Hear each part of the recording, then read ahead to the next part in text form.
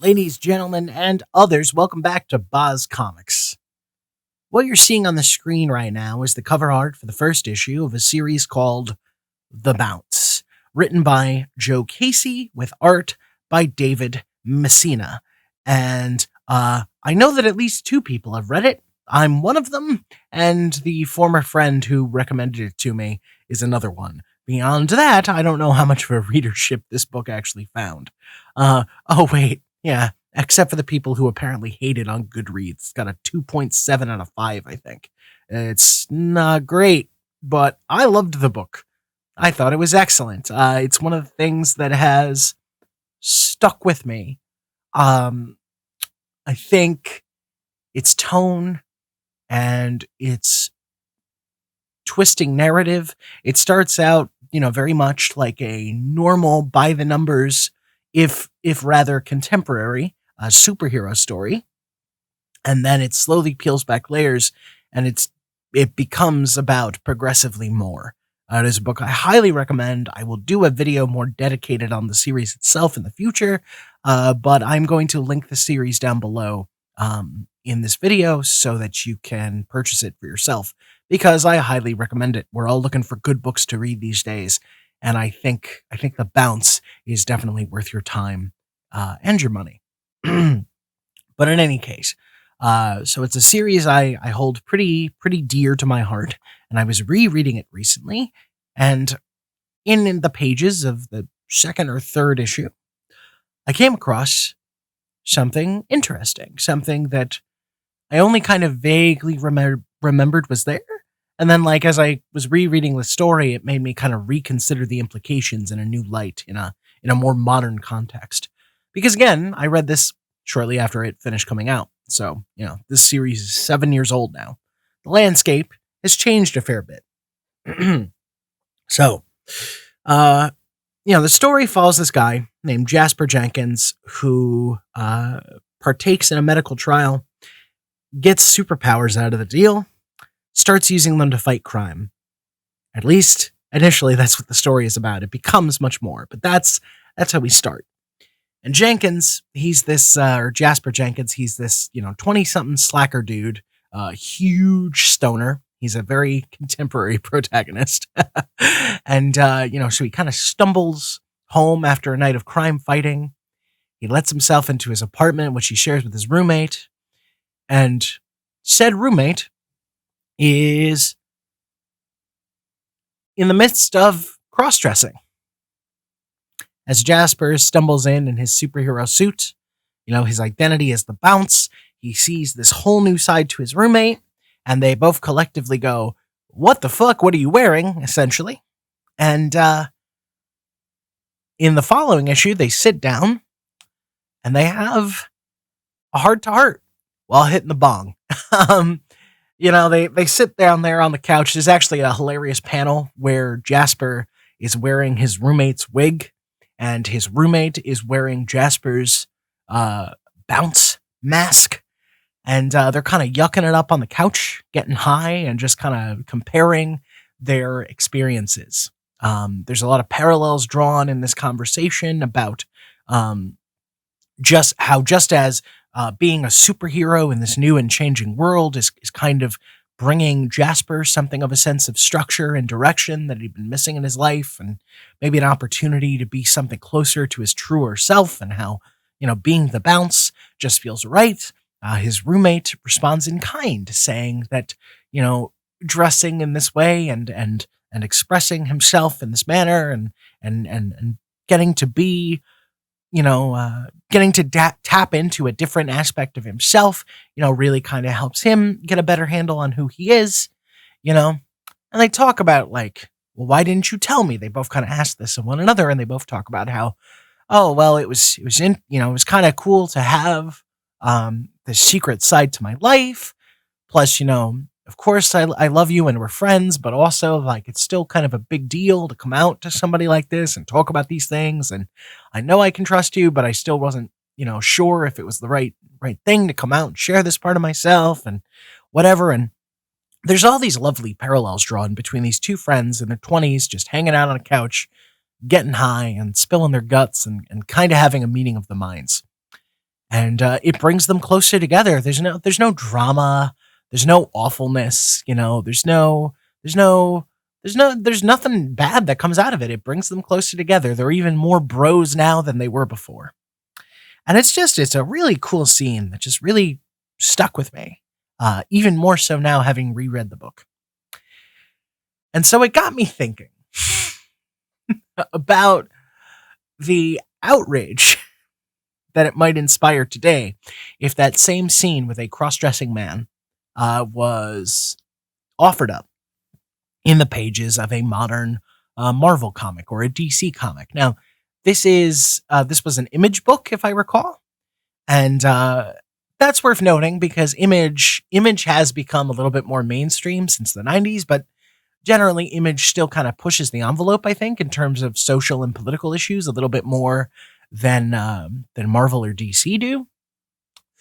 But still, it's still, I would still consider Image very much a mainstream comic book company. I don't think that's too fucking controversial to say that Image is pretty mainstream. And so, I'm like, what would it look like today if certain critics of comic books were to see this scene played out today? I don't really know what the reception was to it at the time because, like I said, nobody was talking about the bounce, which is a complete and total fucking shame because that book is great. But if they had been talking about it, I wonder what they would say. Because, I really got to thinking and I was like, if people saw that today, I think generally, like all over Twitter, people who I generally follow would be flipping the fuck out, screaming about how, look at them forcing this kind of political garbage, the social justice-y, this identity politics stuff down our throats because there's a cross-dressing character. And I think the common argument to that is, well, it's handled well. If it's handled well, then we don't care. But what I've seen, and I've had this debate pretty regularly with people. What I've seen is that the people who say, well, if it's well written, then we don't care as much. Sorry, I just random pop up for a program, had to close it. If it's well written, we don't care as much. But what I've personally seen, and this is purely anecdotal, and I'm sure a lot of people will argue with me, and so please understand, I'm just talking about my personal experience within this community. What well written means to some people is different from what it means to others. Where the line is of acceptability, right? Like how much buy-in they require to tolerate these sorts of commentaries, it varies. And I mean, I suppose that's something of a no-brainer, right? Like that shouldn't really be surprising. Different strokes for different folks, as it were. But it's funny to me because like they talk about it for a couple pages. The scene goes on for a bit. I didn't think it was overly long, but I've also seen the attention span of some modern day comic book reviewers. So I think there's a high possibility that they would see it now and they would start to go like, oh God, they go on about this for pages and pages and pages. And I think it informs the characters. I think it draws interesting parallels. And I think it provides a little bit of humor, a little bit of levity, and a little bit of heart in an otherwise pretty weird and kind of dark, but ultimately hopeful book. So I think it definitely earns its place, but I think a lot of other people would detest it. Now, having said that, it then made me think further, as I'm going like, wow, I think a lot of people would be really annoyed by this today, even though I thought it was handled well here. I thought further and it occurred to me that a lot of the stuff that people have been complaining about for a number of years, myself included, how often did we perhaps give some of this stuff a bad rap? How often did we maybe write it off too quickly just because it was something that we couldn't readily relate to, or maybe because it felt a little too preachy for us. Was it in fact preachy just because it felt preachy in the moment? You know, how much of this stuff that we talk about today, we kind of shit all over because it's too political, it's too progressive, it's too much, it's shoving it down our throats. And I've talked about how much I hate that fucking phrase, shoving it down my throat. Um, is it really that these stories are too political, or is it that we've just been rubbed raw by all of our issues with where the comic book industry is at in this modern day and age?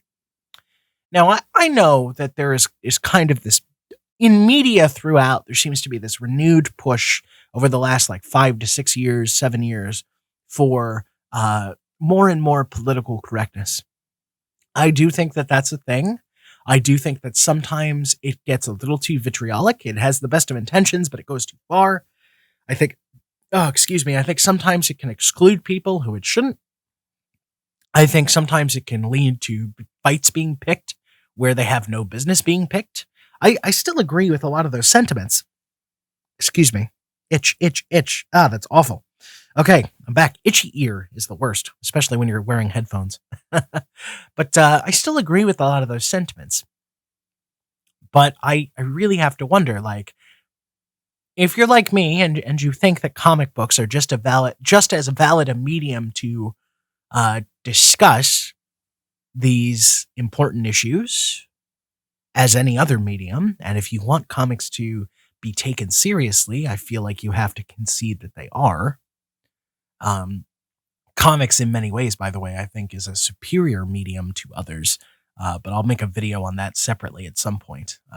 But I think comics are is not. I think that comics are not just a suitable medium to tackle relevant issues. I think it's one of, if not the single most best places to do so.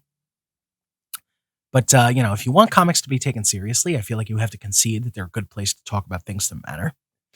And if we're going to go forward with that as our premise, then you perhaps have to consider, how much is too much? And is the problem what's being described in the moment, or are we just too overly saturated? And even if we do feel overly saturated, does that mean that nobody should try? Does that mean that we ourselves, who are feeling a little too lectured to and talked down to, does that mean that we've become sensitive, dare I say, snowflakes who need to be wrapped in bubble wrap before anybody tries to talk about a serious issue in a comic they're working on?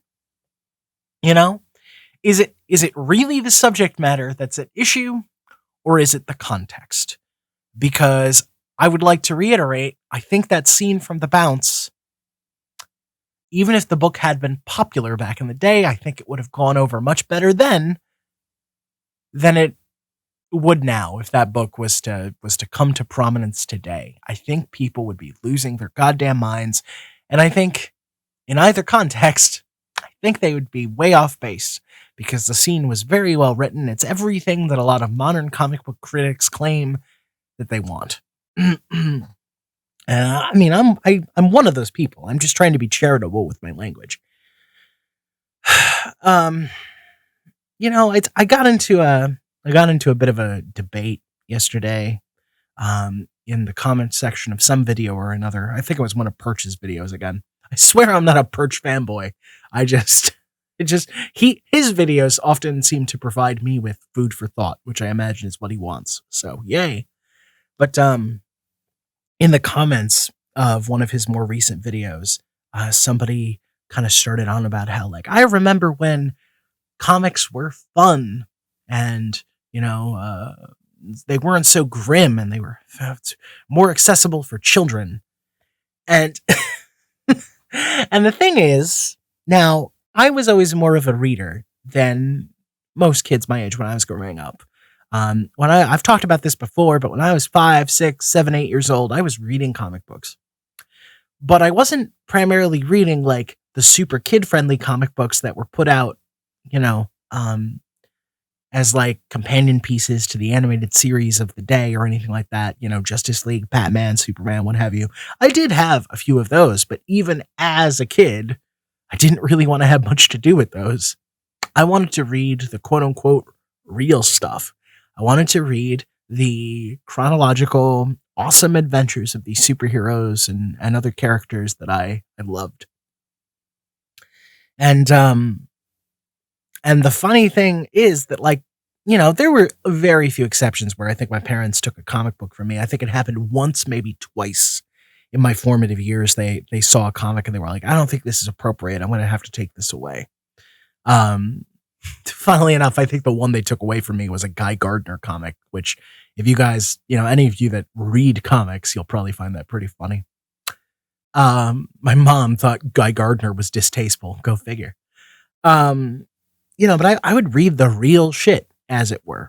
And this would have been in the 90s. I was born in 89. I'm 31 years old. So this would have been like kind of in the heyday of comics, darkier and edgier times, to coin a phrase. And I was exposed to some pretty heavy, kind of violent, over-sexualized shit. But as a kid, it really never bothered me. It never gave me like it never overloaded my brain. It never made me uncomfortable or vulnerable. It never made me ask too many uncomfortable questions, and it wasn't a lack of understanding either. There was certainly some of that. I go back to some older comics that I remember now that I remember reading back in the day, and I go, oh shit, I see so much more here, than I used to. But generally, like, I would always kind of understand, and I would get into some really heady shit, and it would kind of like help me grow as a person. Now, I was always a lot more advanced than my peers, not to toot my own horn, but it is what it is. At least as far as reading was concerned, my reading comprehension was at a near college level before I was 10 years old. So, sorry if you heard that beep. Computer yelled at me because I bumped something. Take that for what you will, though. The point was I was a voracious reader. I was absorbing everything and anything I could. And comic books just happened to be something I really responded to. Not because I was a child, but because of my love for heroes and what they could represent for all of us and what they could provide to us in the real world, even being fictional. So yeah, the whole superheroes or comics are for kids thing always kind of fucking irritates me, because then I think the more that gets perpetuated, it also perpetuates this annoying discussion about, like, fucking whether or not comics can talk about serious issues. And then if comics dare to try to talk about serious issues, we get all kinds of vitriolic discourse that doesn't really help anyone or anything, because people are too, like, they have their heads too far up their own asses. They're too concerned with their own comfort zones and their own clinging to traditional values. And it's a fucking mess is what it is. And I really think ultimately it holds us back. It holds the medium back. And I got to do my work to change it, even if it's only on the most minuscule salvatary level. So, I guess I've been rambling about this long enough, to just reiterate my point. The next time you see social or political issue being described in a comic book, and maybe you feel a little preached to and a little talked down to, which I am wholly sympathetic to, believe me, just take a breath, take a step back, and try to think on whether or not it's what's being discussed that bothers you, or if you're just going, look, more social political shit on top of all this other social political stuff. Like, God, how droll, how irritating. Like, try looking at it on its own merits. And I know that a lot of people will be like, that's exactly what I do. And maybe you do, maybe you don't. I'm not in your head. I can't know your heart of hearts, but I'm just kind of relaying my experience and my thoughts that I've had recently and what I think maybe we could take from it. That's all I can do here on this channel. Well, that, and tell you go buy the Bounce, because it's fucking awesome. It's inexpensive. It's a complete story, 12 issues all in one package. It's a damn good time. Anyway, that's all I've got for now. Thank you for listening. Please be safe. I will talk to you all tomorrow.